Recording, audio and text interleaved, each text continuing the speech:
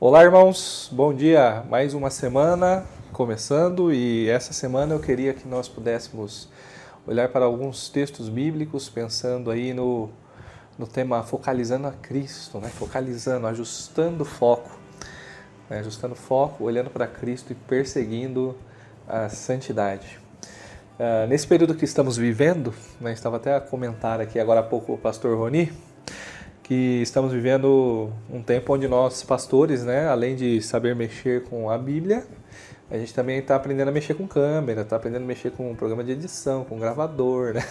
A gente está tendo que ampliar aí os nossos recursos, meios por onde a gente pode ensinar, né? E lidando com uma câmera, uma das coisas que me chamou a atenção é a questão do foco dela, né? Se você foca um objeto que está lá longe, né, e aqui a gente usa uma câmera que uma das lentes a gente usa ela no modo manual.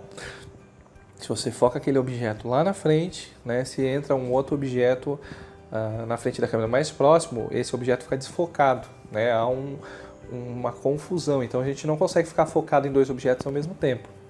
Né? E às vezes quando você liga a câmera, o objeto está lá na frente, né? Você não está vendo perfeitamente, você precisa ajustar esse foco. Né? E a ideia da nossa série essa semana é isso, né? Olhar para alguns versículos bíblicos para que a gente possa olhar para Cristo, olhar para a eternidade e então ajustar esse foco. Né? E o texto que eu queria compartilhar hoje é Romanos 8, 28 e 29. Romanos 8, 28 e 29, que diz: sabemos que Deus age em todas as coisas para o bem daqueles que o amam, dos que foram chamados de acordo com seu propósito. Pois aqueles que de antemão conheceu, também os predestinou para serem conformes à imagem do seu Filho, a fim de que ele seja o primogênito entre muitos irmãos. Quando nós falamos a respeito de fé cristã, mais do que um conjunto de regras, às vezes informações a serem armazenadas na cabeça, nós estamos falando de uma mudança de vida, de uma transformação de vida. Ano passado nós passamos algumas semanas durante os domingos de manhã estudando sobre cosmovisão, né? As lentes pelas quais a gente olha o mundo que nos cerca e então a gente interpreta o mundo e interage, reage, se relaciona com ele. Né? E de fato, né, o cristianismo, né, a vida em Cristo muda a perspectiva como a gente olha o mundo à nossa volta e a forma como a gente se relaciona com ela. Né? E Cristo, né, ele quer nos levar a uma transformação, né, e essa transformação ela é abrangente. Ela quer transformar o nosso ser como um todo. Deus quer de fato mudar as nossas vidas. Né? Tem até uma famosa frase que fala, né, que Deus ele nos ama do jeito que a gente é, mas Ele nos ama o suficiente para não nos deixar do jeito como estamos. Né? E Romanos 8, 28 vai nos mostrar justamente isso, que sabemos que Deus age em todas as coisas para o bem daqueles que o amam.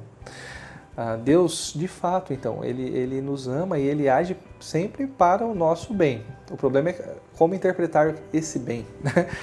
Esse bem não quer dizer que os nossos desejos, as nossas vontades, elas serão supridas e alcançadas a todo instante ou sempre quando a gente quiser.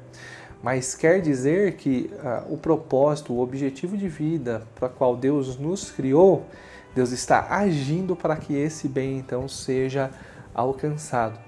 E se a gente continuar lendo, né, o versículo 29 vai nos mostrar que esse objetivo, esse bem, é o de sermos transformados à imagem de Cristo.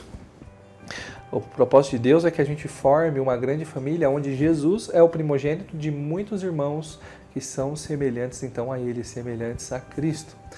Qual é o seu propósito de vida? Muitas vezes a gente vive de uma forma como se nós não soubéssemos responder essa pergunta. Né? Mas a Bíblia nos escancara sobre o nosso propósito de vida. Nós deveríamos pensar como Cristo pensaria, nós deveríamos falar como Cristo falaria, nós deveríamos agir como Cristo agiria, nós teremos que ter atitudes como Cristo teria, nós teremos que viver como Cristo viveria.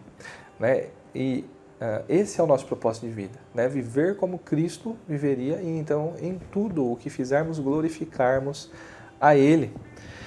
Minha oração então para o dia de hoje, né, e o desafio que fica também é que as nossas ações, os nossos pensamentos, as nossas motivações sejam de fato ações, pensamentos e motivações que Cristo teria. Né? Isso desde já, no dia de hoje, a partir do momento em que você está ouvindo essas palavras. Né? Que a sua oração seja essa, né? E que você se esforce, batalhe para isso. Né? Que você tenha um excelente dia hoje, olhando para Cristo.